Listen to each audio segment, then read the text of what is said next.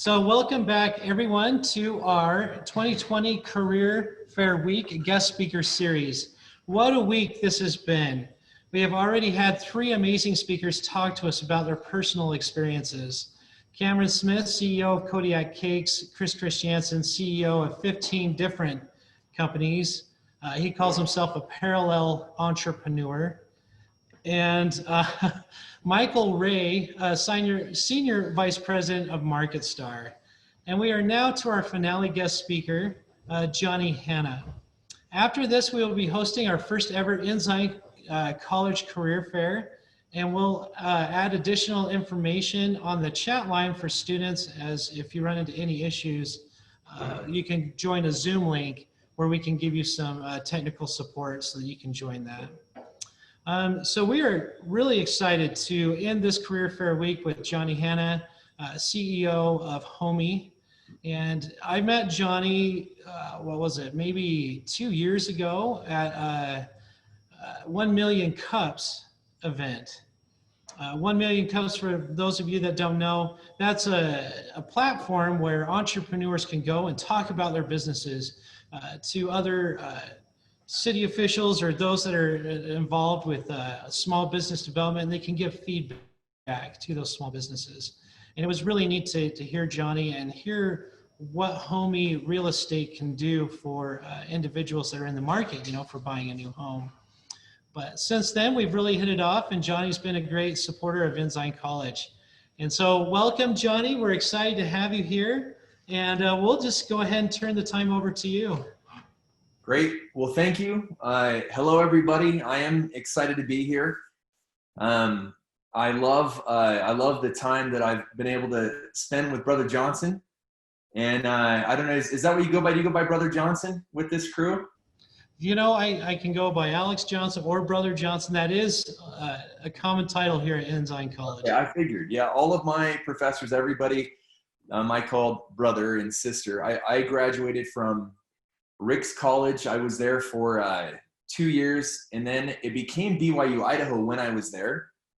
So I stayed for that first graduating class as it transitioned there. So I'll be calling you Brother Johnson here, I think, on this call, and maybe Alex in between when we're working together. So well, I'll give you guys just a quick background on myself, and I have a few things I'd like to share with you, just some learnings that I wished I would have had, I think, at the time of a career fair, at the beginning of looking for a new job. But with this being this Zoom meeting, I would love for any questions to be posed. If you want to chat them, feel free to do that. Or if you just want to say, hey, Johnny, I have a question here, or can you elaborate further?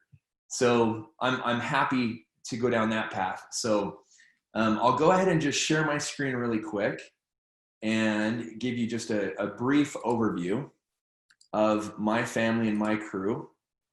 So I don't know if you can see this picture of my crew here.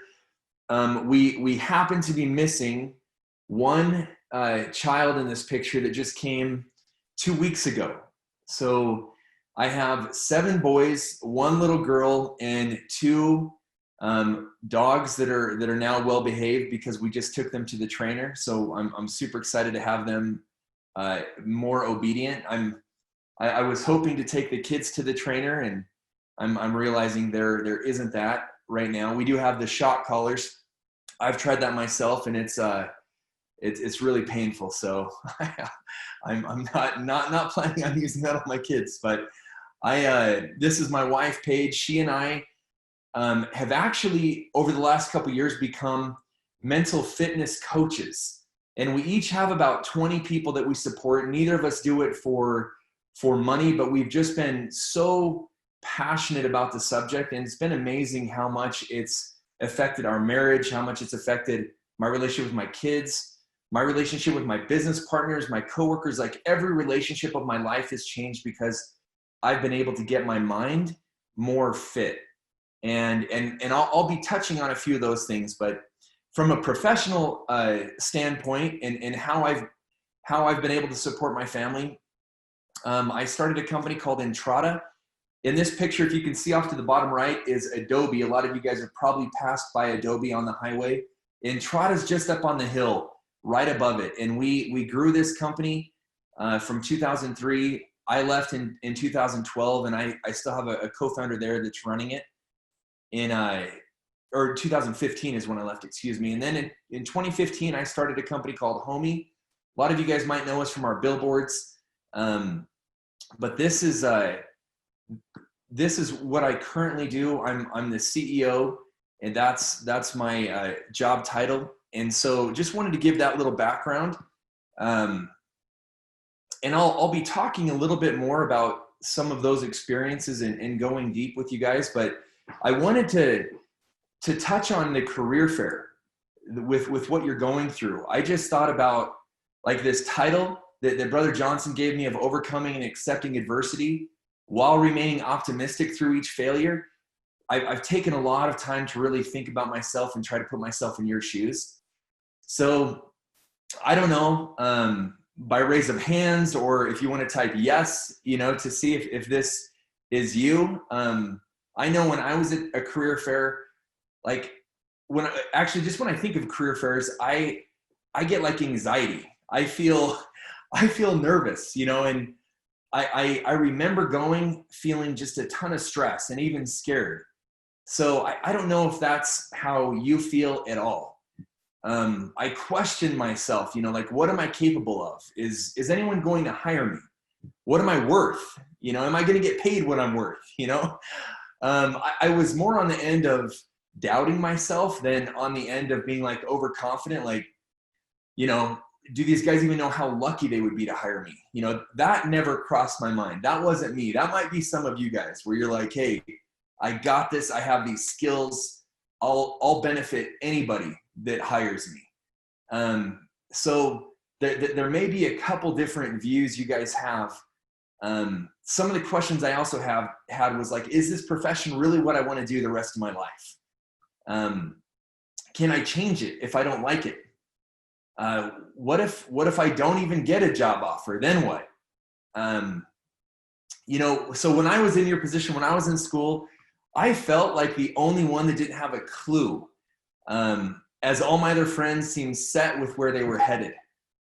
Some had great job offers and others were on a graduate school, and I felt alone. I felt like a failure, coming to kind of the theme of this message. So I don't know. Are any of those questions running through your minds? Raise a hands. Does that sound familiar at all? Okay, so I think a few of you have felt that way. You may have felt that way in other situations, maybe not around this career fair, but those feelings is really what I want to talk about. So I remember not even knowing what I wanted to do or who I wanted to be when I grew up. And the truth is, I still don't know what I want to do or who I want to be when I grow up. But the one thing that I was certain of is I knew I wanted to be a husband and a father. I was absolutely certain about that. I was also worried, and I wondered if I would ever get married or have kids. And of course, with this career fair, like I was still single when I graduated. So, I wondered, well, how would I even support them if I did get married and had kids? Like, what would my life even look like? So those were questions that I felt a lot of anxiety and stress around. Lots of worry, uncertainty, lots of fear. And so that's kind of what I wanted to talk about today. So giving you a little more background on my Ricks College, BYU, Idaho experience. I had 0 job prospects when I was graduating. And I didn't really seek after anything because I didn't know what I wanted to do. So my time was coming to an end, my senior year, my last semester. And I just thought, if anything, I could go and work for my dad in construction. He owned a construction. I'm like, I'll just go back to work for my dad if nobody hires me or if I can't find anything. My mom worked at Boeing, and I thought maybe she could pull some strings and I could get some entry-level job there. But a few months before I graduated, my best friend from high school was at BYU, and he asked me to help him with a business plan. So I actually worked on that as part of my last class project. And a few weeks before I graduated, I still didn't know what I was going to do, but he told me, he's like, hey, just come join me and let's actually build this thing. And he had just won the BYU business plan competition from some of the research I had done and all the work they had put into creating this business plan. And, you know, I had no idea if I could even help him start a software company. I didn't even know what that meant. But I agreed to join him mostly because I wasn't married. And I was like, hey, I'll move to Provo. Like, that's a good place to go and find a wife, of course. So, you know, having just won the BYU business plan competition, I agreed to make $600 a month. So for you math wizards there at Ensign College, like that's $7,200 a year. Not a great amount of money. And I know that I wasn't the great success story that BYU Idaho was looking at their first batch of, you know, graduates, like, come to our school and our first year graduates make $7,200 a year. So, you know, it's probably the opposite of what they had hoped. But I had loads of insecurity and fear as I began this partnership and starting a software company. I didn't even recognize the loads of insecurity and fear, honestly, until just the last couple years that I've been reflecting and examining kind of who I was at the time and the decisions I was making. So our business plan was to build a marketing website for apartment communities, to collect rent online, and to build out a management/accounting platform to help the apartment owners manage all the renters and the whole move-in, move-out process. So we helped, you know, track maintenance issues, the costs of appliances, you know, all of those things for these apartment owners.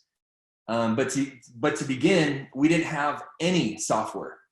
In my role when I started, you know, my friend was like, hey, you're the sales guy, like, go sell this and let's start making money. So, you know, my only experience selling was when I was 11 years old. I sold macrame plant holders door to door after some macrame class I had in 6th grade. And then, of course, selling religion door to door as a missionary. And you're not really selling it, but that was my only experience. So to begin, I met with these apartment owners and I told them what we would build for them. And I asked them to pre-order the software. So on my mission, I had flip charts of the gospel, you know, that I would go through. So I was like, I'll make flip charts. And I had images of what the websites would look like. So I went to these apartment owners selling vaporware.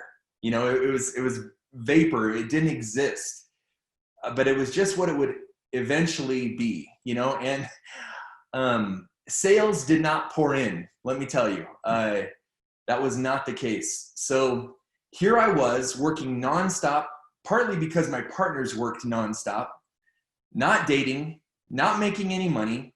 I could hardly afford my own apartment. And this is kind of funny and sad. Because I couldn't afford my own apartment, I asked a buddy of mine to move into my room to split the cost with me. And I agreed to sleep in the closet. And it was a walk-in closet. So it was big enough for a little mattress, and my clothes were hanging above me, but that was, you know, that was my career. You know, 3 years into my career, I was sleeping in a closet every night. So, you know, what was I thinking, you know? And I'll just kind of pause there. And, you know, I'd like to, you know, pose that question to you guys, like, how would you define me at this point? You know, and you don't necessarily have to answer, but, you know, how do you think my parents were defining me? A success, a failure? I can tell you that my dad, who's this hardened cowboy, you know, of a construction worker, he called me so many times and he told me to stop dinking around, quit dinking around and get a real job. That's what he kept saying. He called me a dink. And, you know, and just over and over. And it was brutal. And man, I wished I had understood mental fitness better at this time, because I was struggling. And I want to help you guys avoid that pain that I went through with my own anxiety, doubts, and fear. And it wasn't just in this experience, but I'm using that as one example. And I have a few others throughout my career. But I'll tell you what, I was telling myself stories in my head. I was telling myself that, I was questioning everything. I was in so much optional pain, and I lacked understanding of who I truly was. And so let me share this. Let me go back to that little slide, and give me a second here. That's evaded me. Let me see where I can find it. Okay, here it is. So can you guys see that slide? Is it full screen? Yeah, yeah, we can see it. Okay, yeah, it's not showing for me here, but can you guys see this quote from Elder Oaks? Oh, no, it just says Johnny Hanna has started screen sharing. Oh, gosh. It's not showing the slide. Okay, let me try to do that again here. Share. There we go. Okay. Yeah, for some reason it's not on my screen. Oh, it's frozen though, Johnny. It's kind of weird. Oh, there. Okay, let me pull it up here in a different area. Let me try that. Sorry about that. It shows on my screen, but when I went to share it, it just No, it's okay. evaded here. Okay, this quote, I'm just going to read this here. Okay, this is from President Dallin H. Oaks. And I thought this was fantastic. And I feel like this quote is so applicable in so many ways. But he shared this actually at BYU Idaho in 2007. I graduated in 2003, but this was from a talk he gave. And it says, the only single quality that should characterize us is that we are a son or daughter of God. That fact transcends all other characteristics, including race, occupation, physical characteristics, honors, or even religious affiliation. And I've pondered on that. I think that is like, we're not to label ourselves with anything other than a son or daughter of God. So again, like, that fact transcends all of the other characteristics, including race, your race. Like, there's a huge topic on that, like labeling yourself as a race. And he goes on and talks about how all of this is temporary. The only eternal label is a son or daughter of God. So race, occupation, this ties directly to the career fair in a lot of my life. Physical characteristics, short, tall, skinny, fat, honors, your degrees, the degrees you get from school, or even religious affiliation. I thought that was really interesting too. Like, I'm a member. I am a member of the Church of Jesus Christ of Latter-day Saints. Like, that, it's a label. But he said the only single quality that should characterize us is that we are a son or daughter of God. And I'm gonna try to share this one more time, because I want you guys just to see this thing here. And I pulled it up on another screen. So share. Okay, I'm seeing it. Can you guys see this now? Yep. Okay, great. So I want to talk a little bit about this. And this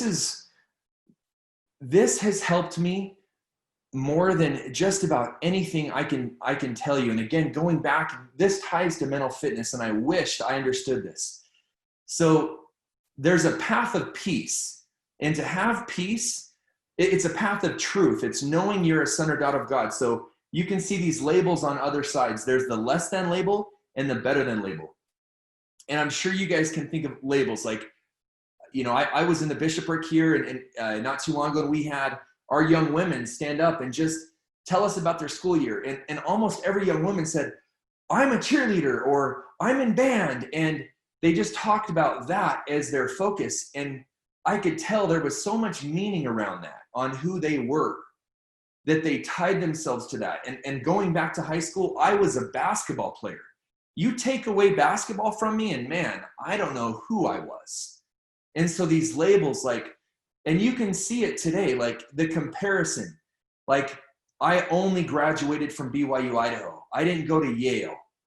So I'm a I'm a bachelor of BYU Idaho on the less than, and I'm comparing myself to those that went to Yale on the better than. Or I can say, I went to BYU Idaho and I'm proud of my school, and that's better than Ensign College, and I'm better than you guys. And I can label myself over there. And there are insecurities. And a lot of times you hear people bring these things up like, oh yeah, I'm the CEO of Homey and I can wear that on as a badge and I'm better than everybody else because I'm an entrepreneur. And in reality, like what's behind that, let me go here to the next slide, is insecurity. Insecurity are behind these labels. I would only share that with you with the motive to make you think that I'm enough, because that's what I'm seeking your praise. I'm seeking you guys telling me that I'm enough, or I'm sitting back saying, oh, well, I'm not the CEO of Adobe, man, like, and I'm in this less than category of, I'm only the CEO of Homey, we're still growing. We're not nationwide or worldwide like Adobe, so I'm less than. And we bounce back and forth here all day long. Every single day, you and I have insecurities. And some of you, like if people were to ask you, are you an insecure individual? That's a label. So I would hope you would say no. But the truth is you have insecurities. The truth is the only label is that you're a son of God and you have insecurities. All of us have insecurities. And the quicker you can recognize that you have insecurities, you can reframe those and understand that, yes, you have weaknesses, and that's okay. We're imperfect. We're growing. We're sons and daughters of God. And to me, really contemplating being a son or daughter of God, going into this career fair, right? You are a son or a daughter of the creator of this universe. Like, I'm looking out the window here outside of my office, these beautiful Utah mountains, these colorful trees.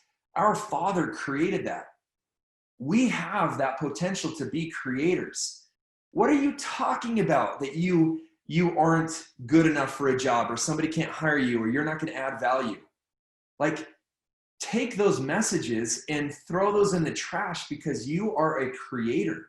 You're a God in embryo.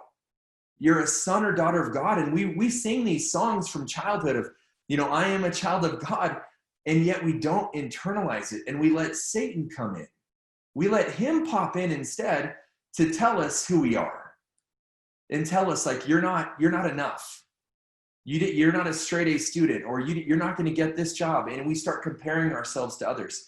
And really what it comes down to is fear. See, I have circled fear down here at the bottom.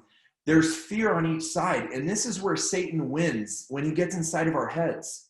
And it's a mental war. It's a mental battle that's going on nonstop. This is the war in heaven continued. And as we're letting Satan tell us, like, yeah, you're not going to get a job, or he might be telling you that you're better than the job you just got, or the offer you have, like, isn't enough, and you're entitled to so much more. That's also Satan telling you that you're better than, so this is, this better than less than, like, I've continued to really hone in on this and really try to pay attention to it in my own life. My wife and I, we've talked to our kids about this, and I have a few other examples of my own life, but I'm going to tell you about my kids. Like, one of my sons came home and he said, Dad, this boy told me that his family has a bigger house than us.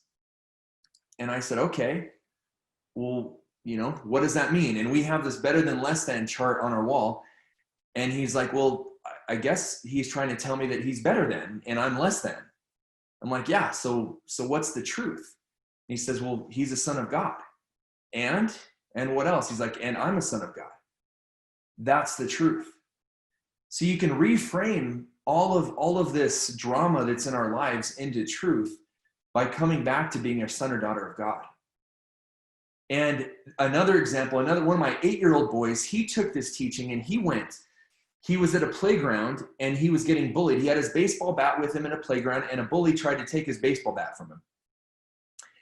And he came back just after being a few minutes at the playground, and we're like, hey, why'd you come home so quick? And he's like, yeah, there was a kid there that tried to take my baseball bat, and he called me ugly, stupid, short, all these names, and just was yelling at me because I wouldn't give him my baseball bat. And, my wife and I were like, well, how do you feel? Like, are you okay? And he's like, oh yeah, I'm fine. He's 8, right? When we're like, okay, he's traumatized, we got to walk him through this, but he's like, no, I'm good. He's like, I think he has a hole inside of him. And we're like, okay. He's like, yeah, he was trying to fill that hole by calling me all those names. Like, he feels less than, so he had to try to feel better than by calling me all these names. And my wife and I looked at each other. We were like, oh my goodness, like, he gets it. He understands that he's a son of God, and this other guy's a son of God, but he just had a hole inside of him. And I can't tell you the number of times this has happened in business too, where somebody might say something about you, about your company, about whatever, your skills, and you can immediately jump and take it personally. Like, my little boy could have taken all those things that guy said about him, or you can just stop and recognize, like, that person's having a rough day. That son or daughter of God's having a rough day. You can have compassion and empathy and reframe it and understand, like, you know what, I'm a son of God, and the way this person's coming at me or sharing these things, like, are a little aggressive and aren't true. So it's been like this one thing of understanding these labels and understanding my insecurities and my doubts. Like, I wished I could go back to those career fairs, because knowing that I'm a son or daughter of God, I would have had confidence. I would have had confidence moving forward, knowing that I'm capable. I hope that makes sense.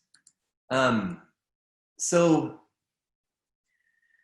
kind of, back to your story, back to all these questions. What if you don't get a job, like, and failure? Does that mean you fail? And thinking about me, going back to my experience, like, was I failing because I couldn't get people to buy my fake software that didn't even exist? The truth is, there's trials. The truth is, we all have hard times, and we all have different paths. And the truth is, selling software that didn't exist, when we finally built it, I'm telling you, I was good at selling something that actually existed, because I had learned to sell something that didn't exist. So you can label it as a failure. And I did. I mean, I didn't sell hardly anything. And looking back, like, how could I? It didn't even exist, right? But I know my own insecurities at the time, and my partner's like, hey, I thought you were this good salesman. You're my co-founder. Like, what are you doing? How come you're not bringing in money to the company? And he's putting that on me, and I'm like, and then I internalize it instead of recognizing, no, I'm a son of God. I can do this. And it's hard. And say, look, selling vaporware is not easy. And if you have some advice for me, I'll take it. But staying confident and staying connected isn't what I had a skill in back then. So knowing that he has a divine path for you is the most important thing. There's that scripture throughout the Book of Mormon that keeps popping up saying, if you keep my commandments, you will prosper in the land. Well, I can tell you, sleeping in that closet for 3 years, I didn't feel like I was prospering in the land. And I was doing my best to keep the commandments, right? I was almost 28. I was single. In my dad's opinion, I was a failure. But I know in God's opinion, my Heavenly Father's opinion, I was doing what he wanted me to do. I felt like I was where I was supposed to be, even though, like, looking around, I questioned myself. I doubted myself. And it was his timeline that I had to follow. And in prospering in the land wasn't necessarily money. Prospering in the land at that time was gaining experience, and it was building relationships.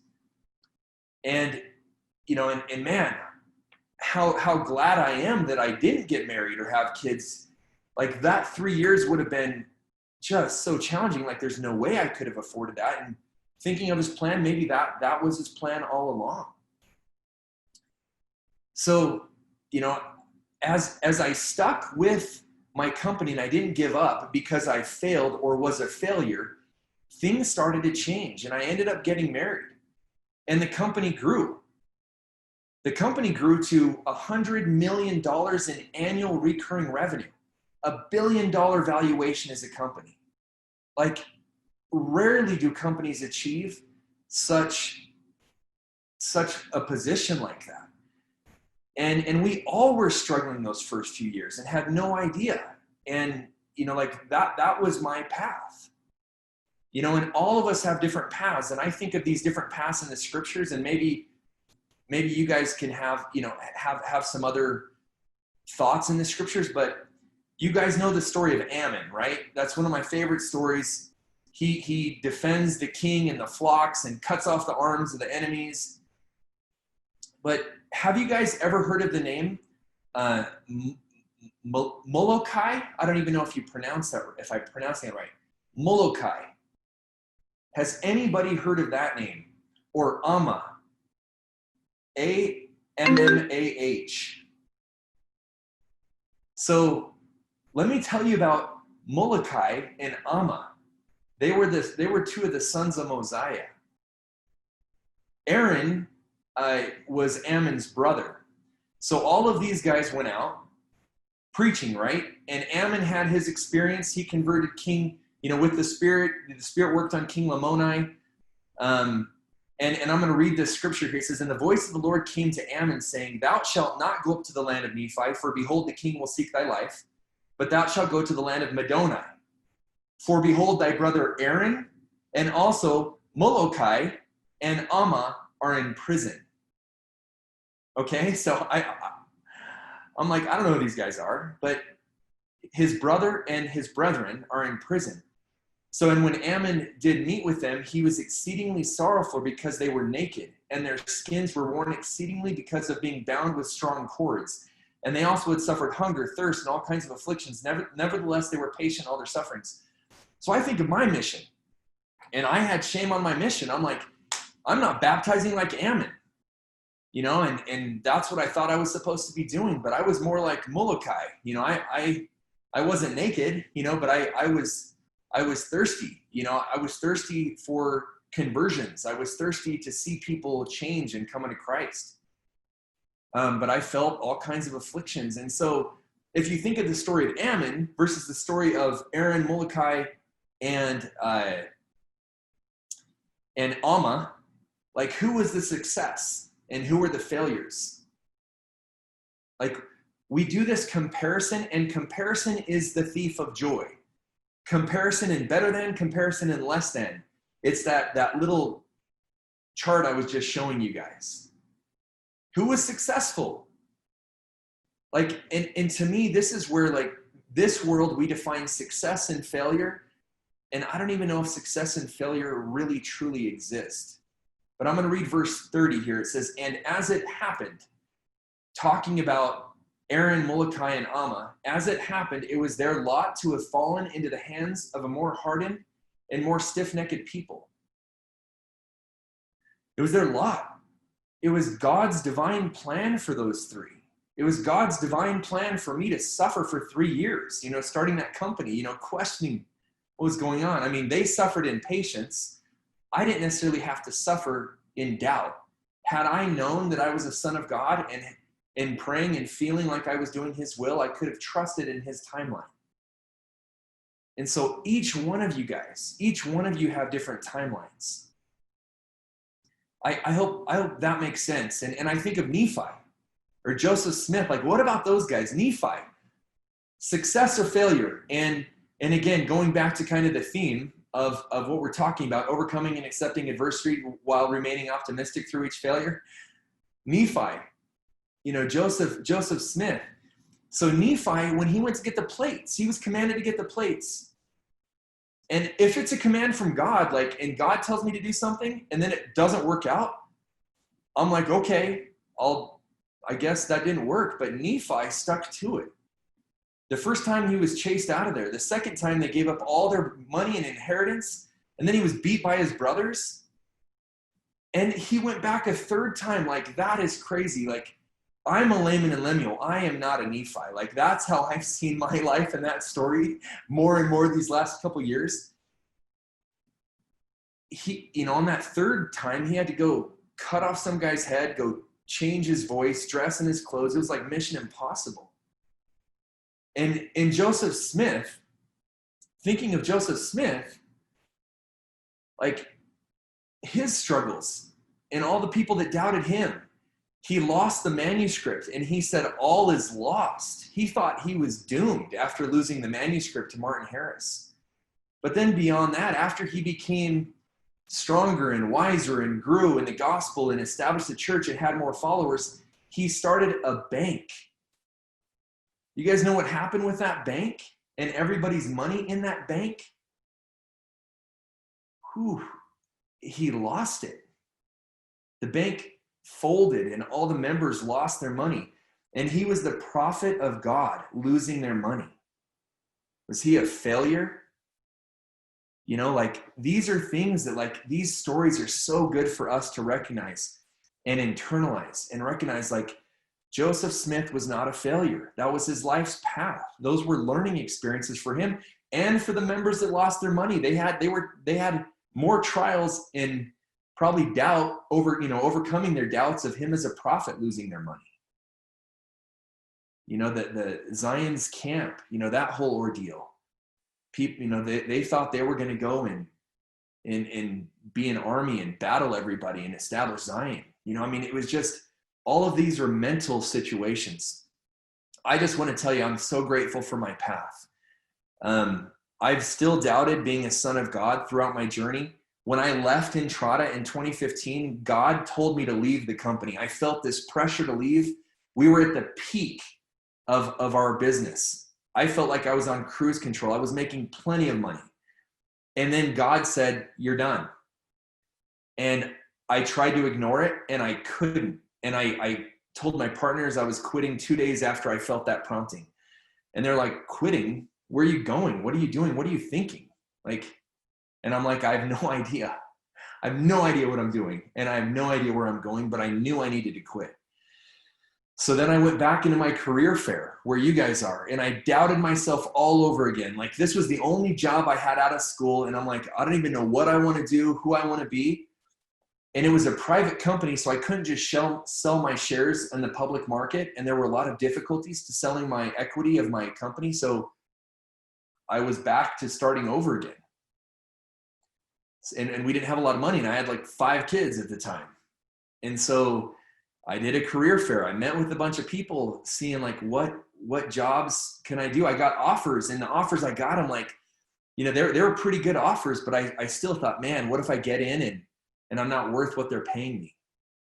So all those same doubts came creeping in. Started homie. My partners worked late into the night. So I compared myself to them and felt shame and felt less than. So I worked late into the night. I still had plenty of insecurity throughout my marriage and career at Homie. Raising money at Homie. We've raised $50 million so far at the company. And that can sound like a huge achievement, but in the moment, I'm still, I can still be stressed and anxious and thinking like, what if we run out of cash? What if we can't expand? What if this doesn't go nationwide? Still having all those doubts and insecurities. And this is where I've worked on mental fitness, really healing that. Anytime I hear those doubts, I can reframe those into truth. My kids are now helping me as examples, like the bully example. That's an example I use all the time. These are optional pain examples that we can, it's choice. We have agency. That's what this gospel is all about. We're choosing pain. We're choosing pain by dwelling on those thoughts and consistently thinking about those doubts instead of reframing them into truth and knowing that you're a son or daughter of God with limitless potential. So that's all of these examples is really what I was hoping to convey with you guys. I'm sure you guys have questions. I'm sure you guys have examples. So I'd love to open it up at this time and kind of see if any of that made sense or if anything can be clarified. But I'm happy to dive in or go into, more depth on any of those examples, if that's beneficial. I'm Students, curious. go ahead. Sorry, Alex. I'm curious about how you came up with the idea to start Homey. Where did the plan come from? What led to that? Yeah. So when I left Entrada, I really had no clue what I was going to do. But my last day, my two partners threw me a going away party. And that afternoon, somebody asked me to meet. They said, hey, I'd like to meet with you. And I had occasionally met with people that asked for advice, on starting a real estate software company, a software as a service platform, a SaaS business. So I didn't know what this guy was coming in to meet with me with. But this guy that came in that afternoon after the going away party, his name's Mike Peregrina, and he's my current co-founder, but he pitched me on Homey. He said, hey, Johnny, I'm a venture capitalist. I work at Mercado Partners in Salt Lake. I have this idea. He's like, have you ever bought and sold homes before? And I'm like, yep. He's like, how was it? And I said, it was painful. And I paid, $20,000 in commissions and I hated it. And he's like, right, it's time to disrupt that industry. And I thought, yeah, this industry does need to be disrupted, but no one's done it before. So it must be really hard, and so we went back and forth on it of why no one's ever been able to disrupt it. And then he told me the name that he's thinking of naming the company was Homey. And that's where I'm like, okay, I'm in. That's the greatest name ever. I'm a homie, I use that word already way more than I should. But I told him, I'm like, look, I haven't even taken time off. This is my last day. And I didn't know if that was really what I wanted to do, but it was exciting. So I met with a bunch of other VCs that already had invested in companies. I went around doing this career fair, and I had a few other ideas myself of what I might want to do. I didn't know if I just wanted to be, a basketball coach. I love basketball. I thought, I'll just do that. And maybe we can downsize our house and eventually sell my shares in Entrada and we'll see what happens. But I had no clue. So I took about 3 months, and it was during those 3 months that I was really looking around and really trying to feel like, what is the best option for me? And I had a few offers. I laid them all out in front of my wife and I said, hey, here's this company, here's a product I really like. Here's the salary they're going to offer me. Here's the equity in the company they're going to offer me. I went through all those options and I said, and then there's Homey. And it's the least likely to succeed. We're not going to get paid a dime. But I'll have an opportunity to disrupt an industry that's never been disrupted before. And that's the one I feel we should do, and so she was like, look, I personally don't care. I don't care what you do as long as you don't sacrifice me and our family.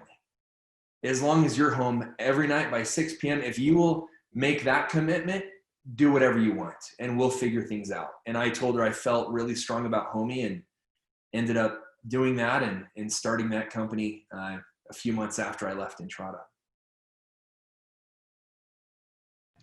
Thank you. That's a great story. Thank you. Yeah, absolutely. Johnny, we had a question from Ben. Said, hi, Johnny, what are your favorite sources for training mental fitness? Okay, so that's a great one. Let me come back here. And I have a couple of these sources pulled up on that screen again, if I didn't lose that.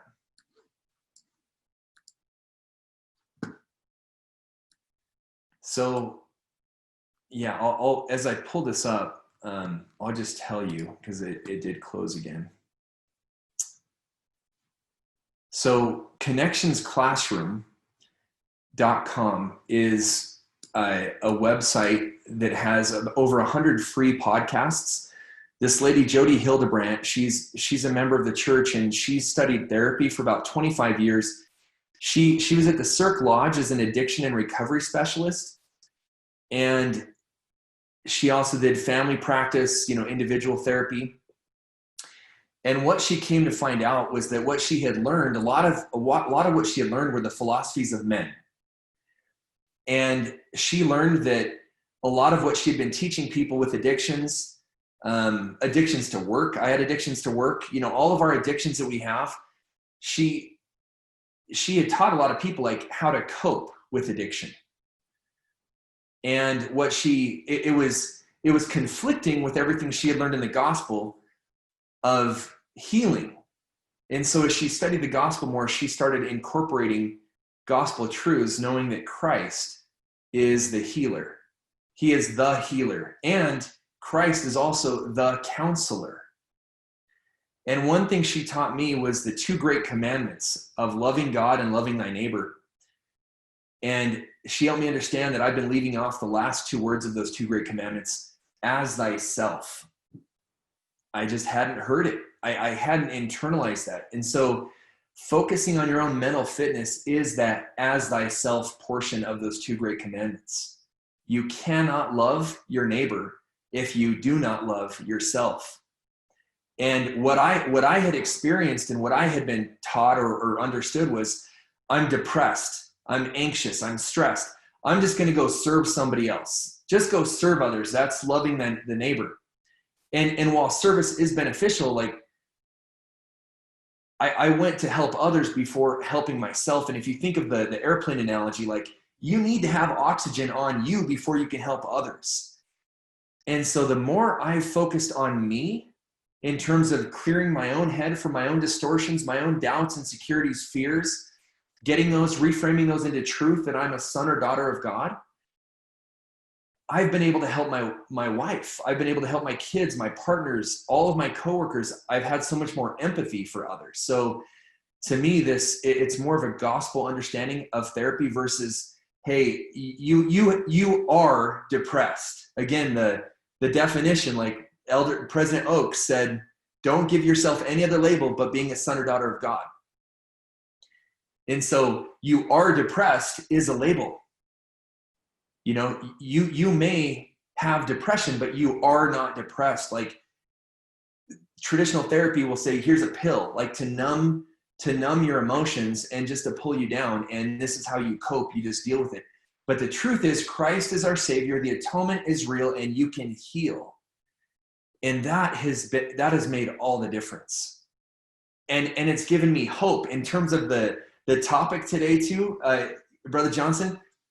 Optimism in overcoming, knowing that I have choice and agency to heal, that I have choice to overcome my dark thoughts, agency to choose truth instead of choosing to listen to Satan and listening to these other things. I can choose to label myself as a son of God.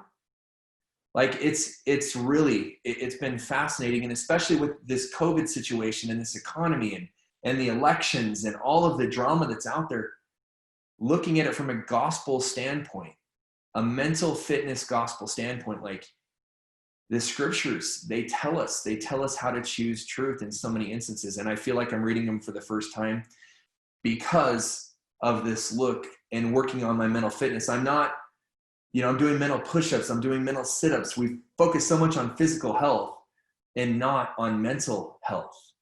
And it's as important as anything out there. And it's been the stigma of, oh, you're suicidal? It's like, no, but I have stress and anxiety. Or yes, I've had suicidal thoughts. Like there's so many varying levels that we just aren't open to talking about it and being real with it. So this is where I've really tried to be vocal on LinkedIn and social media with this. But this program in particular has been one that's been amazing. I love Brene Brown as well. She's amazing. Simon Sinek is another great author that's written a bunch of books. Clayton Christensen's written a book on how to measure your life. Like to me, that following those guidelines will help you be more mentally sound and present. And there's another amazing book that I love called Outwitting the Devil. It's by Napoleon Hill, who wrote Think and Grow Rich. And the concepts and principles in there have been life-changing as well. So connectionsclassroom.com, Outwitting the Devil, and How to Measure Your Life. Those are my three sources that I go back to frequently. Thank you. That was awesome. We've got another question here. Where resides the line between being aggressive and growing an ethic and love for your competitors? great question, especially for me with realtors. So we've been really aggressive with the realtor industry. A lot of our billboards you've probably seen where, I say avoid the sin of commission was on one of our billboards, and we've been anti 6% commission. The truth is we are realtors. Every one of our clients gets assigned a realtor. So we have a whole team of realtors, but there's 19,000 realtors and there's only about 60 realtors on my team here in Utah. And the backlash and hatred we have is intense. And so again, looking at it from that bully standpoint, either if I'm the bully, because I have been the bully, I have to recognize like, I'm not better than all these traditional realtors. They're all brothers and sisters of mine. They're all sons and daughters of God. Now, I believe our business model is better, but I'm not better as a human.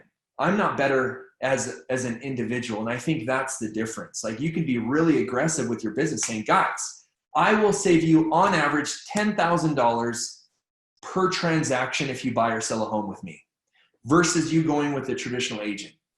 That to me is truth. I'm confident in that. I'm not saying I'm better than that other human or that they don't do a good job. I'm just saying like, I think, the price you'll pay is more than what you should pay. I have had there's other guys that have told me, other CEOs that are like, I wake up every morning wanting to step on the throat of my competition. And that's what drives me every day. And I want to see them die and their companies crumble. One guy even said like, I want to rent the building they're in and then take a machine and just tumble the building on top of them. And I'm like, and this is a return missionary. I'm like, dude, you sound like a murderer. And like, if that is what drives you, if that's what you have to get to motivate you to do your job, like your product that you're selling must be terrible. Like you must hate life. Like your mental health is in serious jeopardy. And that I'm telling you, there's a few very well-known executives here in the area that push that mentality and say, crush your competitors. And like, I've never seen Jesus Christ or any of the apostles or anybody ever come close to talking anything like that. And to me, having an abundance mentality, knowing that there's plenty to go around, there's plenty of business for others. I look at other realtors, like I think they could copy my model and have tremendous success. If they don't copy my model, I think they're going to be in trouble. But I don't hate them. If somebody goes with a traditional agent, I don't hate that. I think, well, you could have saved 10 grand going with us, but that was your choice. And I don't take it personally. And so to me, there's there are teachings, and I was even in a class at BYU where the professor was pushing that. He's like, I love the aggressive attitude we have here in Silicon Slopes of just killing it and crushing our competitors. And to me, it's the opposite of Christ-like. There's no meekness, there's no humility. But that doesn't mean that you can't be like really, like we're creators. We want to create, we want to build. And so I want to grow my company. I want to build it. I want to make it bigger than it is right now. And you can have drive and ambition. And I think that's natural because we are creators because our Father is a creator. He's the creator. And I think it's a different mentality, but I love that question. Thank you, Johnny. Here's another question. When you are planning on starting a new business, what can help us to assess if the intended business would be successful and you wouldn't just waste your money and time? Yeah, that's a great question too. Honestly, like I feel like any one of you can go and create any business and copy anything that exists and look at a business and say, okay, what can I do better? How can I do it better than what these guys are doing? And just make tweaks, and so I think there's anybody can go and be a dentist or start a tire shop and figure out ways to make your service better and please your clients.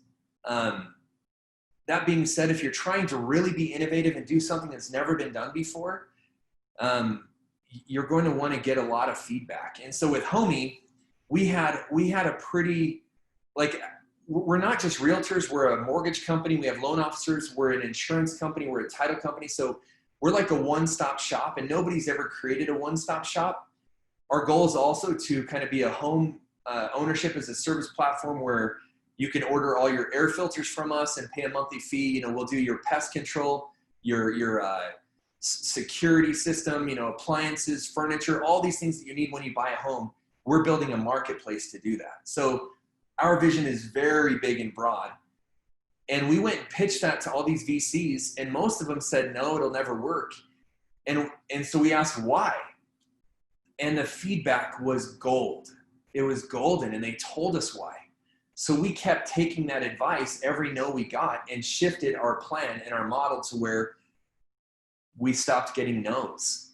And we started getting a lot of heads shaking saying, yeah, this sounds awesome. I still don't want to invest because it's risky, you know, but that's what we heard. But then we got a few guys saying, no, this is it. It's time. It's time to change this industry. We love your model. You know, eliminate realtor fees and make money off of the loans, insurance, and all those other homeownership services. Great. That sounds like a great way to undercut this industry, save consumers thousands, and create a one-stop shop. So that idea actually evolved, and it's still evolving. So I hope that answers that question.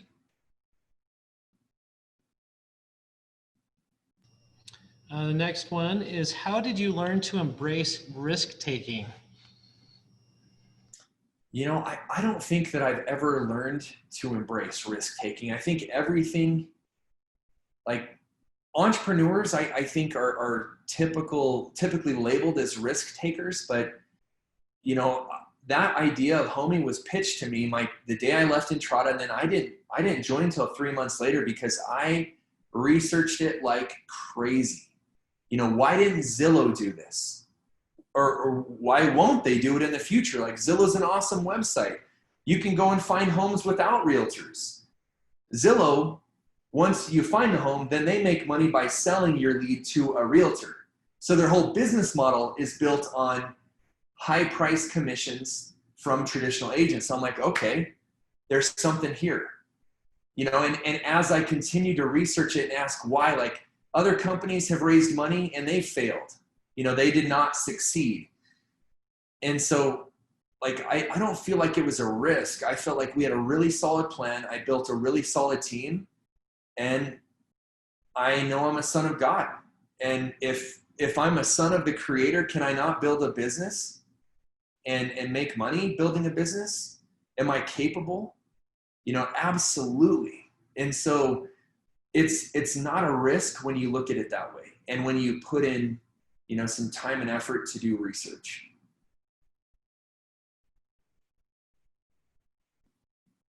I love that example, Johnny, and we don't have any additional questions in the chat. Students, feel free to unmute if you'd like to personally ask him a question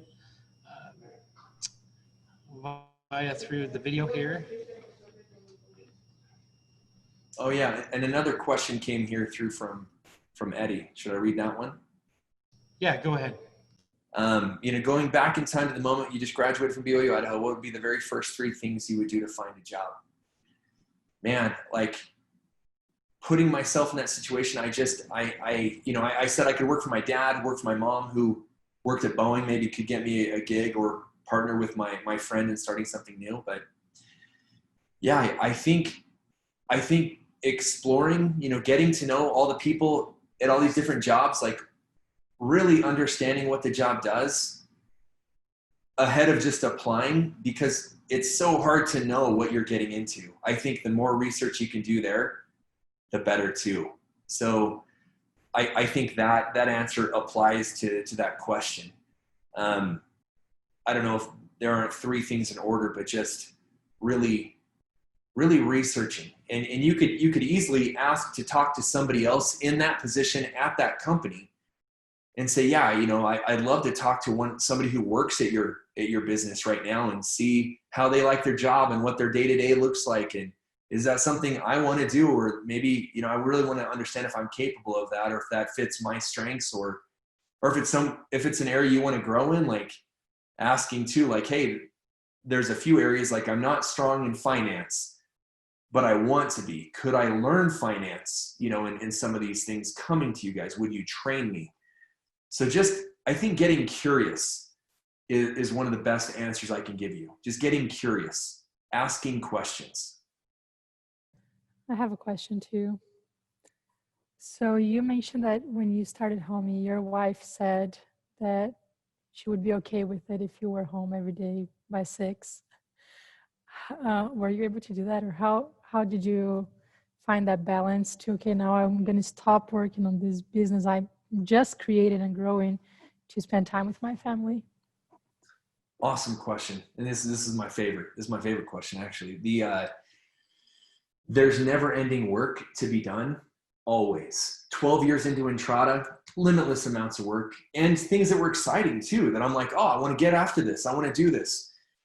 If I didn't block out that time on the calendar to like wind down from work and then have an alert that comes up in all caps that says leave work, exclamation point, exclamation point, exclamation point. Like if I didn't have that, like I'm setting boundaries for myself around work. Because honestly, like just you talk to anybody, the most important thing with anybody, whether they're religious or not, it's their family. All of us work to provide for our family. Like when you work to work, you're again, like there's not joy. Like joy comes from the family. So it was hard. That's the answer. It's hard. And you have to set boundaries. And there has to be consequences. So I'll just share this really quick.